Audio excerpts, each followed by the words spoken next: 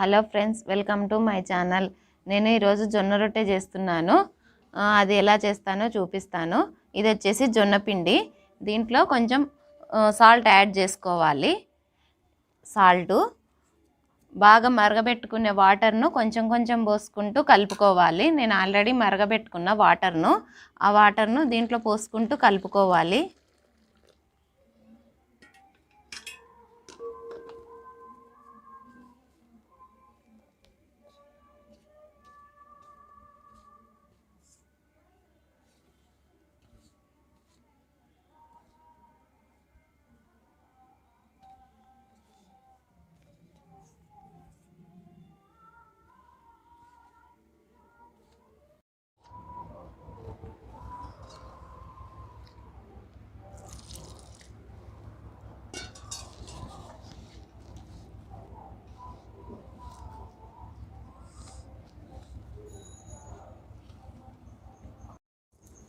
ఇలా అంతటినీ కలిపి పెట్టుకోవాలి. ఇప్పుడు మనకు రొట్టె సైజు ఎంత కావాలో అంత పిండి తీసుకొని బాగా జిగటొచ్చేంత వరకు బాగా వాటర్ని యాడ్ చేసుకుంటూ కొంచెం కొంచెం వాటర్ని యాడ్ చేసుకుంటూ ఇలా బాగా కలుపుకోవాలి. ఎంతసేపు వీలైతే అంతసేపు కలుపుకోవాలి.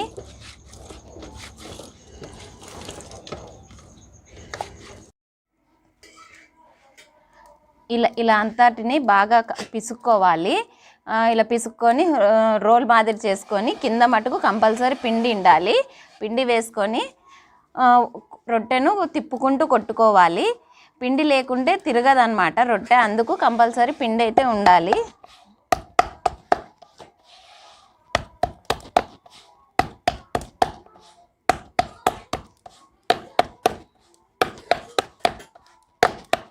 నేను వచ్చేసి కట్టెల పొయ్యి మీద రొట్టె చేస్తున్నాను.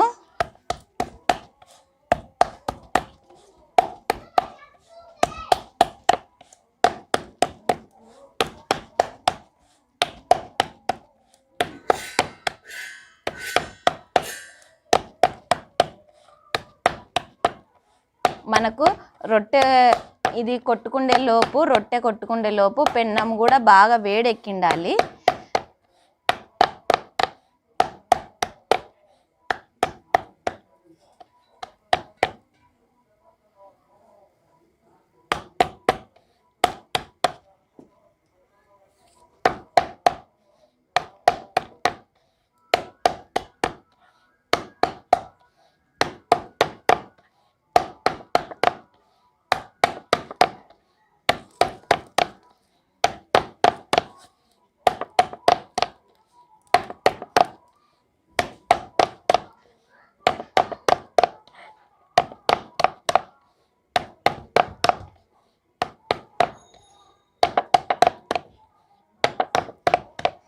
రొట్టె రెడీ అయింది. ఇప్పుడు పెన్నం కూడా బాగా వేడెక్కింది. ఇలా తీసుకొని ఇలా వేసుకోవాలి. ఇప్పుడు పైన వాటర్ వేసుకోవాలి. వాటర్ వేసుకున్నాక వాటర్ డ్రై అవ్వకముందే మనం రొట్టె తిప్పుకోవాలి. డ్రై అయితే సరిగా తిప్పినప్పుడు కొంచెం విరిగే అవకాశాలు ఉన్నాయి కాబట్టి కొంచెం వాటర్ ఉన్నప్పుడే తిప్పేసుకోవాలా రొట్టెను.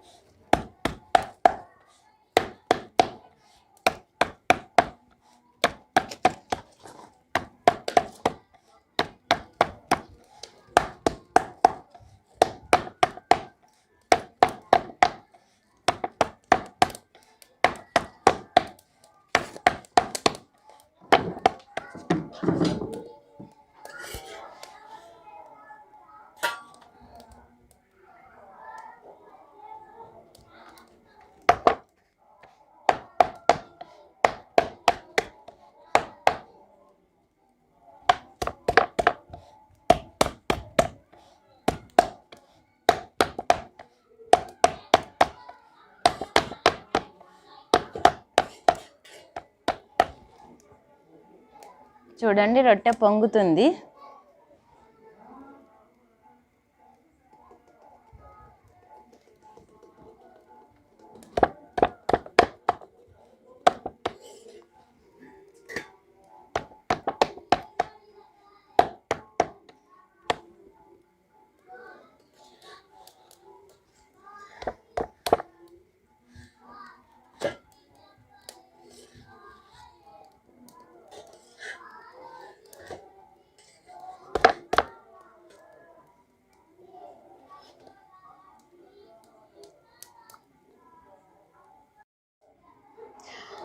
ఒకవేళ ఇప్పుడు రొట్టె ఇట్లా వేసినప్పుడు కొంచెం మడతబడినట్టు అనిపించిందంటే వాటర్ వేయకముందే సలాకు తీసుకొని అడ్జస్ట్ చేసుకుంటే అడ్జస్ట్ అవుతుంది. వాటర్ వేసినాక చేసుకోకూడదు, వాటర్ వేయకముందే అడ్జస్ట్ చేసుకోవాలి.